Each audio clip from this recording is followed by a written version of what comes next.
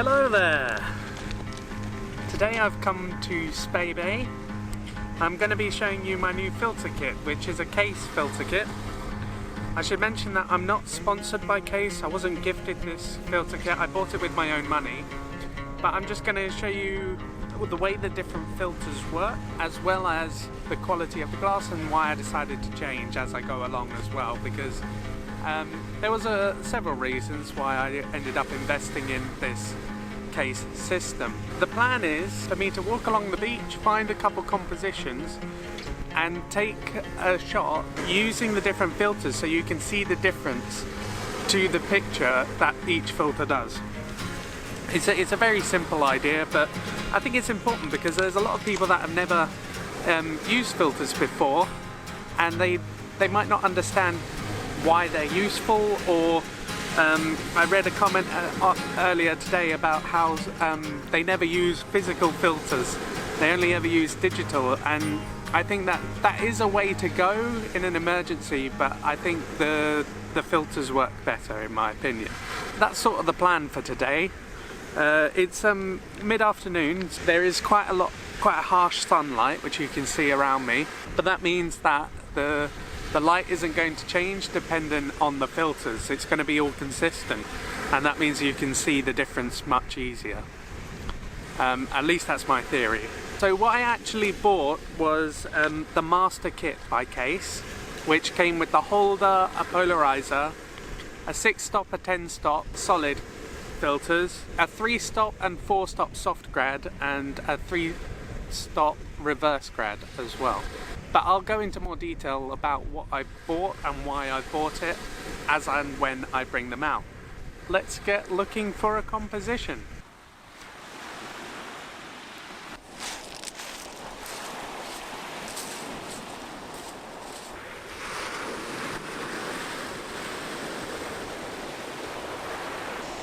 My first composition is just going to be a very simple minimalist image with just the sea and the sky, and that's because I want to show you the difference of the graduated filters, what each one does, and I think that'll be the best way for you to be able to see that.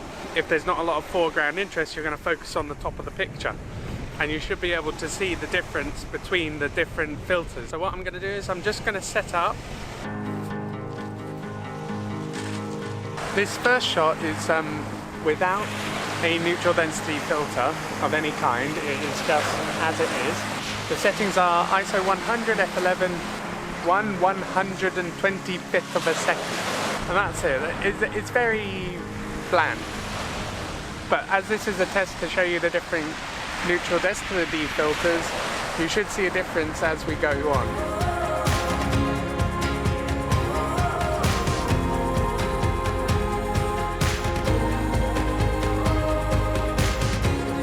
So this is the first filter. It's a 3-stop soft grad, which means it goes from dark at the top to clear at the bottom, and in the middle is a nice soft graduation of colour. They've balanced it to be grey so it doesn't leave any colour in the sky like a pink or a blue. And the settings are almost the same, except for it's 1/80th of a second.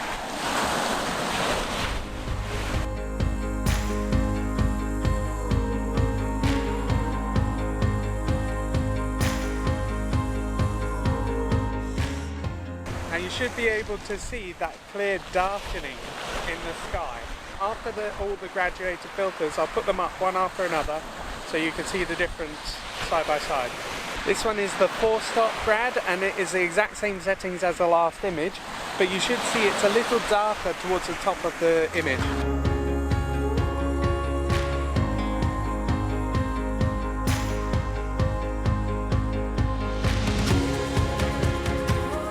This next one is a 3-stop medium grad. I think I said 4-stop earlier, it's actually 3-stop. And what the medium graduated filter does is that the gradation of colour is a bit darker in the middle than in the soft grad. So it just gives a bit more, it just darkens up those highlights a bit more in the sky for you. So it will be really useful in a very bright scene.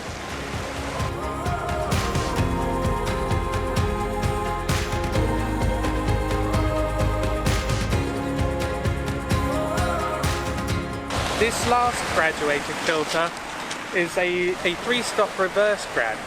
Now what that means is where the others started dark at the top and went clear to the bottom, this starts as dark in the middle and gets clear towards the top and the bottom. And you would use this in sort of sunset images to where the horizon is the brightest point. You would want to balance that out and cut out the highlights of the sun. The settings, I had to change it a little bit to 1/100th of a second compared to the other 3, which were all 1/80th. But you should be able to see the difference either way, that there is a bit of clearing towards the top.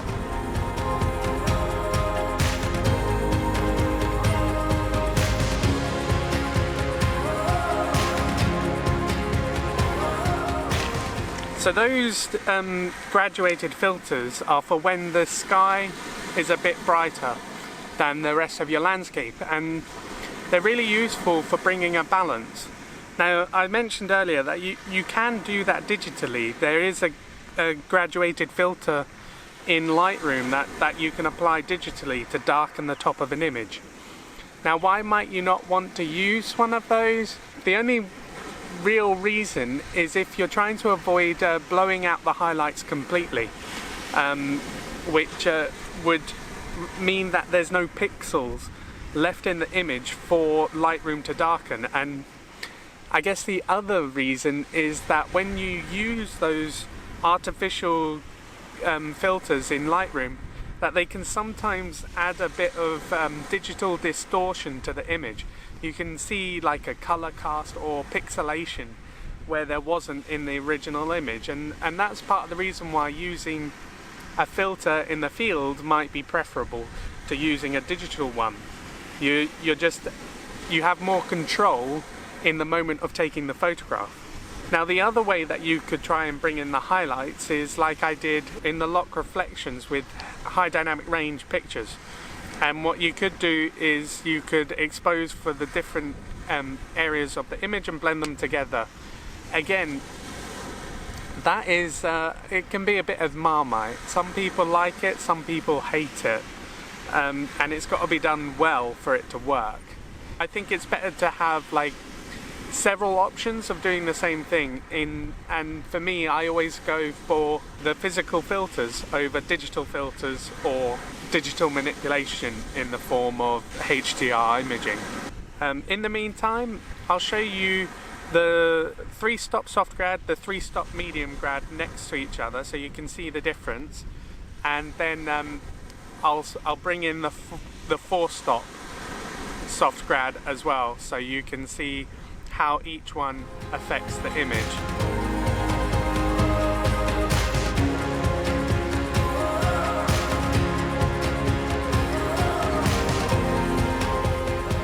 If you want to check out any of the images from this video, there'll be a link in the description and you can take your time and try and look at the differences between them. Next up, I'll show you the filters where it would be really hard to recreate in digital their effect, and those are the solid filters. They're really important if you want to have some creative control when you're in the field. I'm just going to move along the beach a bit, find a nice bit where the water is moving, and hopefully we'll get some images.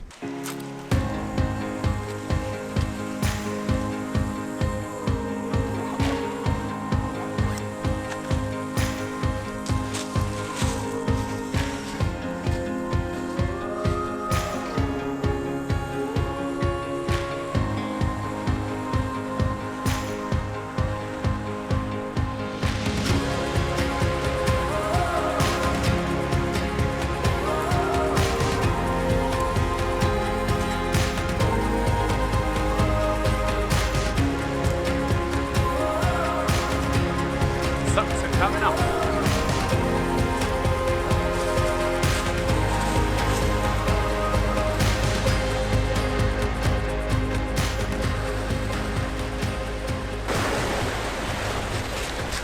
So for this first shot without any filters, it's at ISO 100, f11, 125th of a second. You can see the water is frozen in the moment.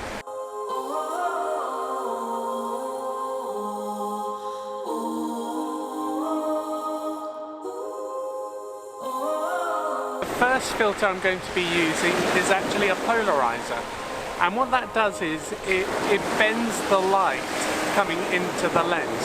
So where the sun hits the water, it can cause like a reflection of the light, and that can really bleach out the sea or the lake or whatever. And so the idea of a polarizer is to stop that, is to block that. So now the other effect the polarizer has is it actually increases the saturation. So you end up with more vibrant colours as well, which is a great feature to have. It's the Kase Polarizer filter is actually magnetic.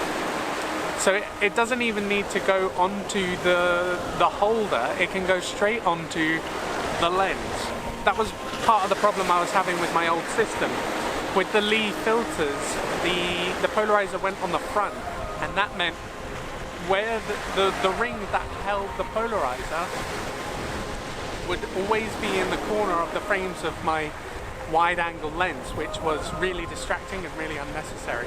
So I could have unscrewed it, but then I'd have to screw it back on, unscrew it, screw it back on, and it was just not workable. So the fact that this is magnetic and it can just clip into place, I think is magnificent. The other cool feature is that it's at the back of the holder rather than in front, and that means it's got wider applications, and there's less light leakage and less possibility of diffraction from the light reflecting on the glass between the lens and the polarizer. So the other thing to note is that a polarizer adds a stop to the exposure. So I've gone down to 1/60th of a second, which has slowed the water just a little bit compared with the one before. But what you will notice is that the sea is a lot darker now. That's the polarizer bending the light coming into the frame, so it gets rid of that lighter patch on the water. And you might also notice that the sky is just a little bit bluer, and it's got a little bit of a you're able to see the clouds better as well.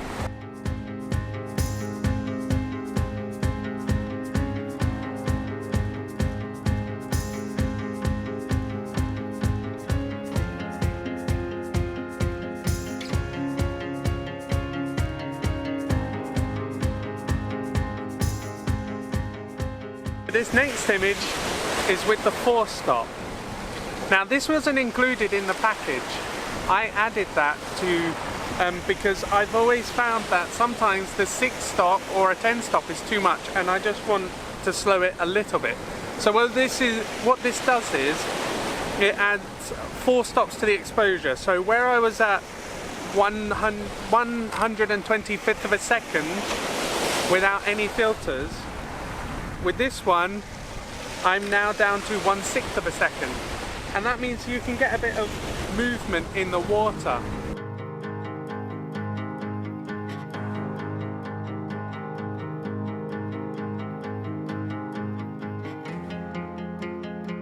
This next one is the 6-stop, and as the name suggests, it's adding 6 stops of darkness to the image.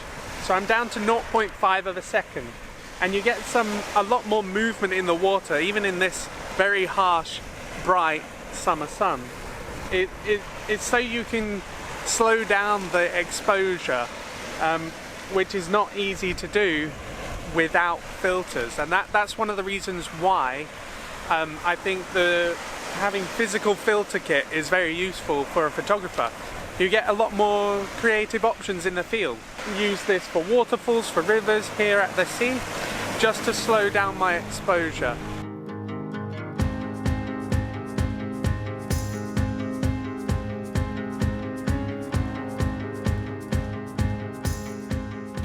And with this last filter, the 10-stop, my exposure has gone all the way down to 6 seconds.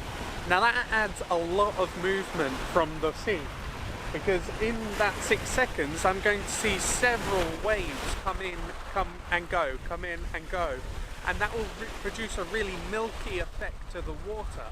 Now a lot of people like that, and a lot of people try to get that, and it's great for minimalist photography, or anywhere where you just want to show like a whisper of water rather than capture the water like that.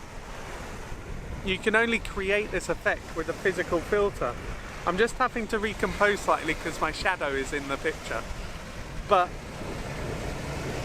I think it is self-explanatory. This isn't about the composition, it's not about the photography. It's about showing you the difference between the filters.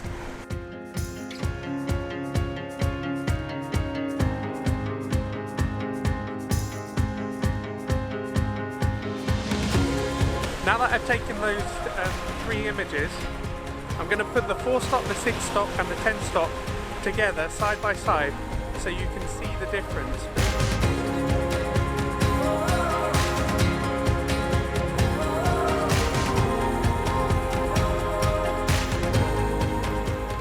I'm just going to talk about some of the other design features that I really think is really good, which I really enjoy Kase filters, and that is the fact that with my old filters I found that the 6-stop that was by Lee actually had a blue, very blue colour cast. It changed the colour of the image and the camera couldn't correct the white balance to suit that. I always had to do it in Lightroom, and so far from my experiences with Kase, there is no colour cast whatsoever with the 6-stop or the 10-stop.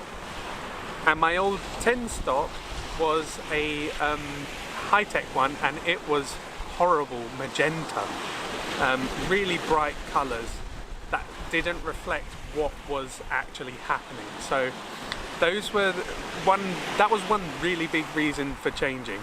The other thing that I wanted to say about the design of their filters is the fact that with my 6-stop and my 10-stop, they had a foam ring mounted to the glass to stop light leaking in through the back behind the filter. And Kase have flipped that on its head. They've put the foam onto the filter holder. The glass is completely blank of any filters and there is no light seepage, which is a brilliant feature, and that works for all their filters. You're less likely to get any light leakage and any diffraction and any lens flare caused by the filters, so that's a really good feature. The other bonus, which I have to say I love, is this bag, the filter holder bag that came with the kit. It's just a brilliant design, and I love the fact that it's got a strap, because what I was using before I just had to like clip to my bag and it didn't really work. So that's it for this video. If you've enjoyed it, don't forget to subscribe. I'm going to go back to normal with the next one, with trying to get some decent pictures rather than explain some technicalities. I hope you've enjoyed this and you've learned something from it. That's the ultimate aim. If you have a different brand of filters that you prefer, let me know in the comments. I'd be interested to know which ones you've had that work, what are your experiences with filters.